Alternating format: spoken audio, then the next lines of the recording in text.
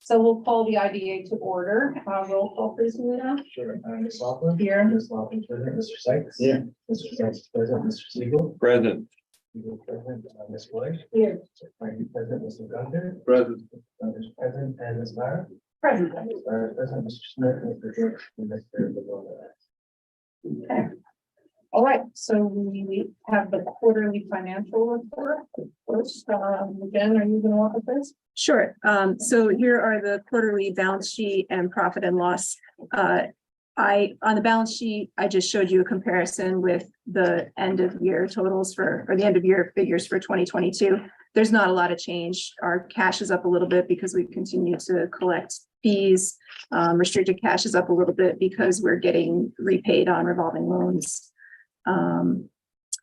Really, the big thing that's down is our unearned revenue. You'll see our liabilities are down by a couple $100,000. That's just because at the end of 2022, we had $207,000 of unearned revenue, which was lease payments, annual lease payments that we book in January, but we actually received them in December. So we have to record them as unearned. So those have now washed out. So there's not a lot of change from the end of last year. Okay. What I find to be very helpful is now you break out at the bottom the escrow funds, Mhm. so it doesn't look like it's our money, Yeah, that is good. you know? Okay, and I have a motion to approve the financial. I don't think we don't need to approve them, I just- we just have to to you. report. Okay. Very good. Good. Okay, so we'll move on to new business. We have one resolution before, or two rather. The first relates to Holiday Mountain. I know we had our public hearing and we're all good to go now. So who's gonna? Sure. So this is, and I think Mike Taylor was at the last meeting, which I wasn't at, and gave a little overview of the project. So he's going to acquire the Holiday Mountain Ski and Fun Park, make various improvements. He plans to hire a few more people.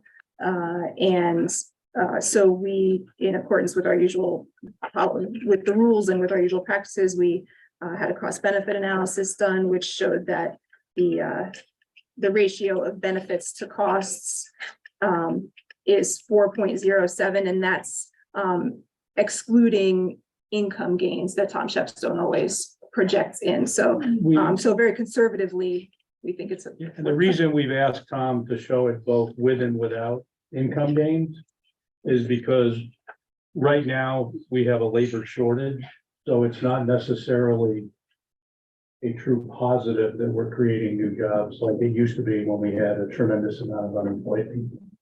So if you look at reports, at least during the period of time when hiring people is going to be difficult, you're going to see that we've now asked Tom to provide the ratio of benefits to cost, both total, which in this case is 7.27, which would be the comparative to like past projects. But we've also asked him to take out the value of income gains because we haven't attracted much in terms of a workforce. So moving somebody from working for Mike Price to working for Greg Goldstein doesn't change much. No. They still get that $15 an hour. But it says that it will.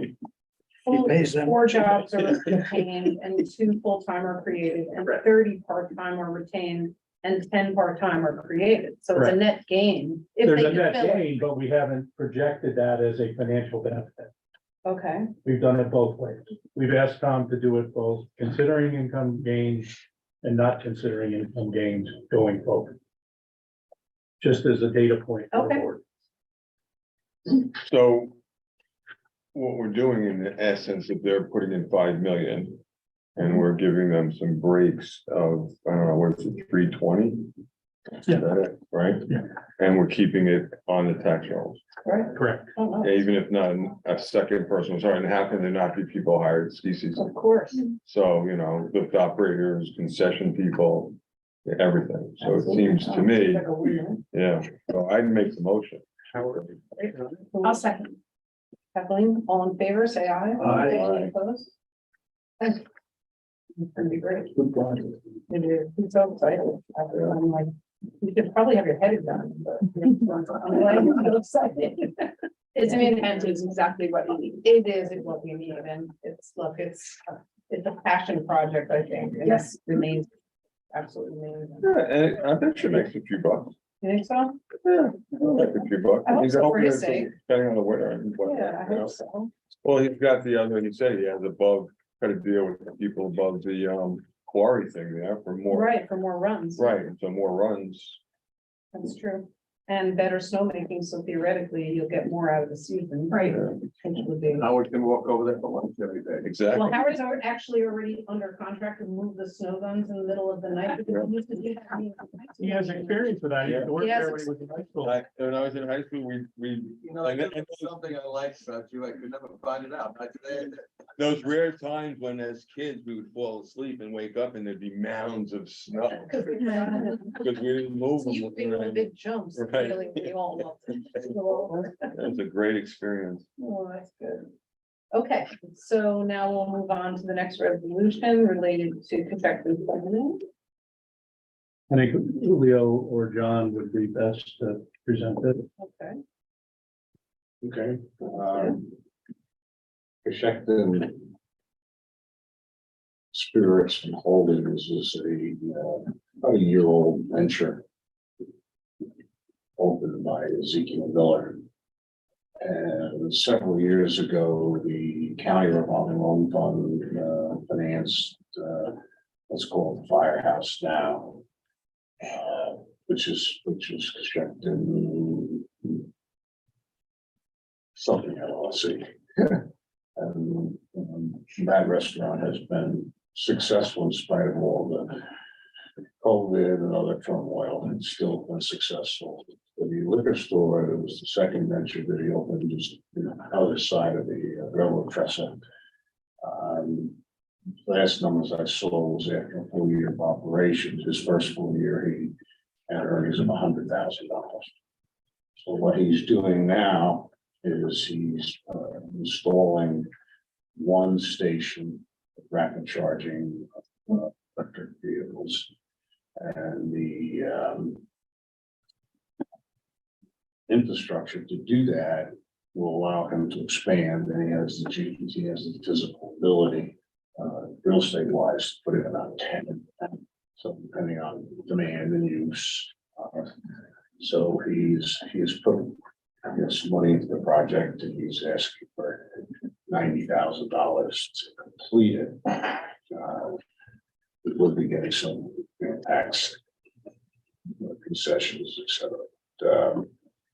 The only downside, and Walter mentioned it last time we were all together, is that there's going to be a flood, probably of bonds and grants to install these things on municipal property. He wasn't able to do that because he owns the land. He attempted to get to work with the county, the town out there to either lease the land for them, deed part of it over to them, whatever they wanted, so that it would be public property, but he didn't get anywhere, so he decided to go ahead with it, so.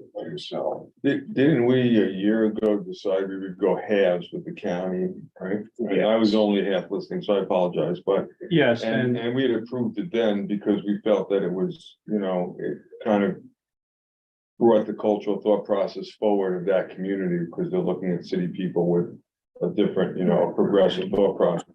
yes, and today's proposal is for the IDA to make a loan out of the revolving loan fund for 90 instead of 45 out of our map. Because the county's 45,000 has not happened and is not gonna happen anytime. There's an indeterminate time frame for the county to sort out their loan. Right. So instead of 45 from the IDA and 45 from the county, it's, But we felt it was worth 45 and we were. well, you felt it was supportive of the worth, county. right, you felt it was worth 90, Right. right? Because it was Exactly. The 245. reason why. And we're helping the county, we're kind of like, our mission is really to support the county's thinking on those rare occasions that we agree. And I think this might be one of those rare occasions. Well, the issue is we'll be getting a first mortgage on the real estate. And So then we protect it. he put major improvements into the building. He only paid about $35,000 for it when he bought it. But he converted 1/3 of it into the liquor store, which I just mentioned was doing extremely well. He still has 2/3 that he can lease out. So, you So know, we're supported. we're supportive. It's not- The security is there. Yeah, so I make a motion, I mean. Yeah, somebody I make just a had one motion. quick question though. Originally, we were gonna do the 45 out of RMAP. Is there a reason why we don't still do 45 and 40, like split it or? Yes, there's a reason. I The don't know reason the you- reason. The- Julio and Jen, Julio and Jen, who run these programs, recommended. we What, do 2 it. sets of paper is more expensive? Right, so it's We smart. can't, yeah, we can't do, the RMAP has a max of 50,000. Okay. So, so what this resolution also sets forth is that there are some, the RMAP is funded from a grant from USDA and a loan from USDA. So we have, the guidelines in the RMAP program are fairly inflexible.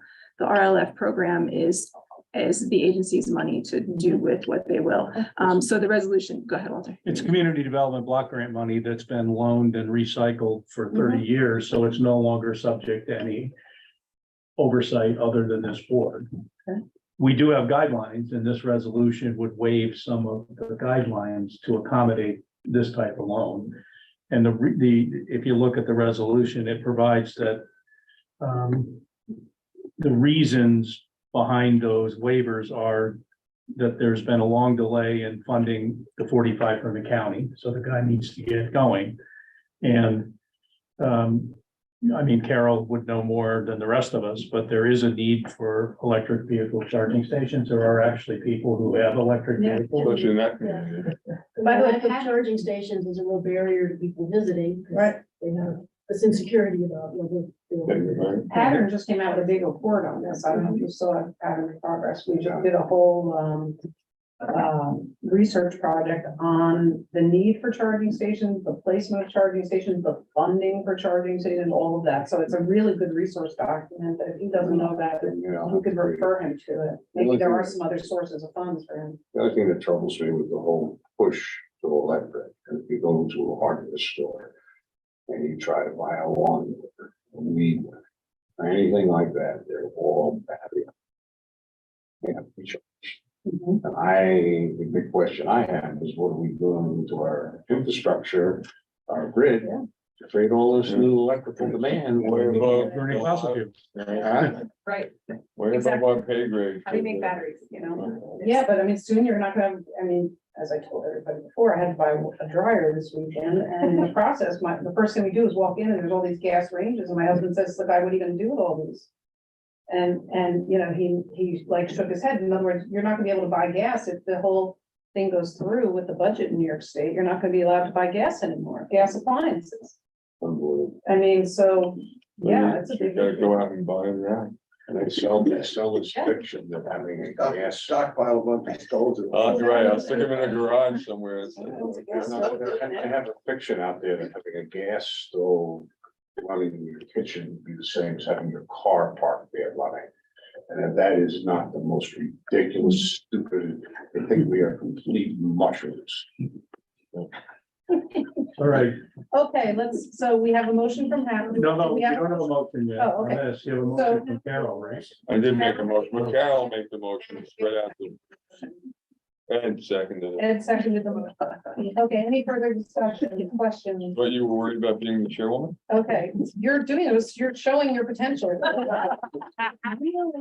Really is starting to make me believe that I'll be, you'll Right, be that- organization with the hands. Heaven forbid. It's a dream of his. Well, Yeah. I'm seeing that, it makes me very happy. All in favor? Any opposed? Possibly, Possibly opposed? no. Okay, it carries. Do we have any other business before the IDA? Oh, yes, Jen, go ahead. I have one item, the May 8th meeting, that's our next regular board meeting, and so we have it on the schedule for 11 o'clock. I know the April meeting was moved to 4 o'clock. Does the board wish to continue with 11 or 4, or what's your preferred time? What was the take on the 4 o'clock? What did everybody think about the 4 versus the 11? Right, we're here. Really screwed up my afternoon. When's the next meeting, May one? Let's see, May. I'm not sure I'm doing it. I am not. I have it in my calendar to 11. Oh, I have an actual conflict.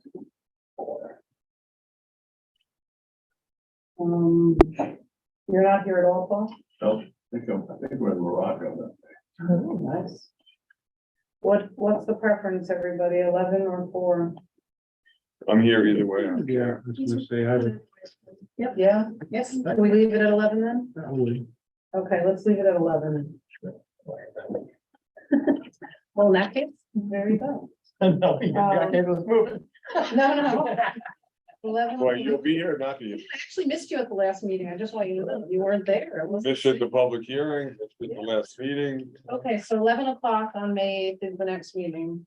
Any other new business? Okay, now we'll go to the public for comment. We just start handing these around and I'll take what's left over. Well, I start off with, Whoa. this is the Sullivan County tentative budget, executive summary. I think I behoove it, well, everybody on the IDA, who comes on the IDA should read the first 84 pages about. It gives you a good background into the county, its economic well-being, what the plans are and so forth. It gives you a good overview of what's going on in the county, and I think it would be beneficial if you all read that. Can you get us copies of that? You can go online and you can download it. There's that one, there's a full commit, there's a full. The full budget, and then there's also an electronic one, which has a lot of graphs and so on. And it gives you a lot of information. So. I think we have to reshuffle our focuses on what we're trying to bring into the county. And also the partnership has to refocus. Did you get one? No. Here. Okay. You can see what the average salary is based upon 2020 census of different categories. Like agriculture is 28.8, which is right up there with manufacturing. Retail trades only 23,000. Transportation and warehousing is only 25,000. I don't think we need more warehouses in Sullivan County. All right. Health and social services is 33. Arts and entertainment and recreation is only 21. And accommodation and food services 16,000. We need to do two things. Number one, you want people to come here and call it home. We have to go back, and I've been on this rant before. We need to go back to the schools and tell them to get their butts in gear, go back to basic education. My grandmother with 8th grade education has better than what they're coming out of 2 years of college today. Reading, writing, arithmetic, and essays for science, not 3 hours, not 4. All right, they can do all that stuff. And we don't have it, and the schools keep doing the same mantra as all part of the bigger plan to dummy down America. And you know what, oh, we're gonna have a better workforce, more workforce. Well, folks, we don't have that workforce. We're talking about it right now. On the back page, you turn it over. Household income. Okay. I'll take what's left over. Household income on the back page. Flip it over. 46% are under $50,000. That's not a hell of a lot of money for a household to live on. And then it goes for 50 to 100 and 100 to 200,000. And you know, over 200,000 is only about 8% of you out there. I can't say us, because I don't know what I do. So then you go drop down and look at median income. Rock Hill's a rich town. $95,000 median income for household income. Then Hortonville. Then you see what the middle land, the New York Westboro. Loch Sheldrake, surprisingly. Because it has low income housing. But then you get down underneath Sullivan, which is 52,000 our average. And Jeffersonville and Roscoe, and you get down to Monticello. When you start looking at the bottom of those, think of how much subsidized housing we have in each of those communities. And how much job opportunity we have in those communities. We have to start making decisions to improve this.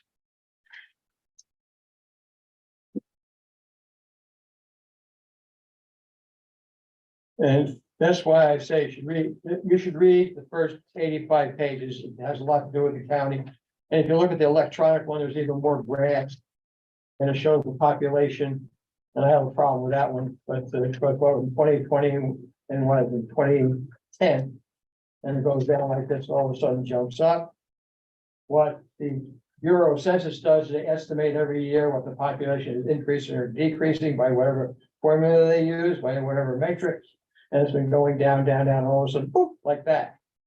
So I think there's something wrong with the matrix, but so look at 2010 and look at 2020 and see really how much we've grown. We like to brag that we jumped 4% in a very, in like. What one- did it have, just out of curiosity, the COVID piece that everybody moving up here and that census, in other words, is that? Shows a 4% gain. It's small, but there's a new report coming out from Pattern also in the next few days that has a lot of fascinating data, but it's all in the wrong direction. Yeah, so I think that whether it be the tourist, the Department of Tourism or the partnership or whatever, in other words. Our position is really looking at the merits of whether we can grow something. It's not turning down. We don't have 20 projects that come before us and say, you know, we want to grow a segment. We're trying to grow similar to this thing with the electric charging station. We're trying to grow an infrastructure thought process, but we can only look at and approve or disapprove. We're not the ones bringing the stuff to us. And Right. we're not getting enough of it, truthfully. We're not getting enough of the upper, and our educational system is part of that. We're not addressing that. People who are the better educated, who have those kind of jobs, want schools that satisfy their needs. We had them. Fallsburg, Liberty, Monticello, had the greatest schools going in the state of New York. Back in the 50s, early 60s. And then I always say as that generation, as the next generation took over from the Ben Kosas of the world, they were thinking differently. They weren't thinking of we, they were thinking of me and their kids. Before that, the philosophy was, I know in Fallsburg, Ben Kosa would say, we're gonna have to spend X number of dollars on special needs kids. We're gonna spend X number of dollars on the smart ones. And we lost all that. Because everybody starts worrying about the taxpayer. Well, taxpayer gets shortchanged every time when you start worrying about the taxpayer and what they can use. What will be beneficial to them. I know you can't pick and choose. But I think you can put the word out to the partnership, I think you can put the word out, what we're looking for. But we have to build up the social infrastructure, which includes education in this county. And we lost the social infrastructure, we lost the hotels. There's nothing for people to do in their spare time. And even on top of that, you look at people coming out of college and they got this college debt, which doesn't even come into effect here. And nobody thinks about, they don't have any money to spend on Main Street. You know, you got out of college when you were younger, and everything was paid by going to work at a hotel. You didn't have any debt, you came home, you went into education, whatever you did, you bought your new car, you got your own apartment, you had all these things. Now you go home to mommy and daddy, and you're still running around that beat up thing you went to college with because you can't afford anything. And it's all is working against us for our good economic growth. And the other thing is we gotta look for something that's 24/7, 365. We had agriculture in many forms.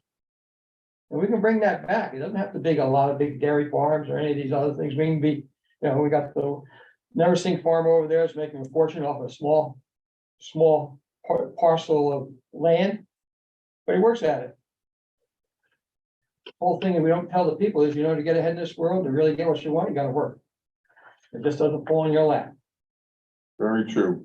No, a lot of it's very true. And truthfully, because you come to these meetings, it would be my hope that you do it at a school board. It would be my hope that you do it at the partnership, because it takes a village. And right now it takes a village. So if you have the time, it's a very articulate thought process. I would take it on the road a little bit, not being a wise guy at all, because you're talking about 4 other meetings. The school boards, a couple of them that are the bigger ones, and the partnership. And so then when we say it, it's the second time. And when somebody else does it, it's the third time. I thought about doing a school board thing. I just haven't put it on the calendar. Yeah, could I make a comment about this, the school education?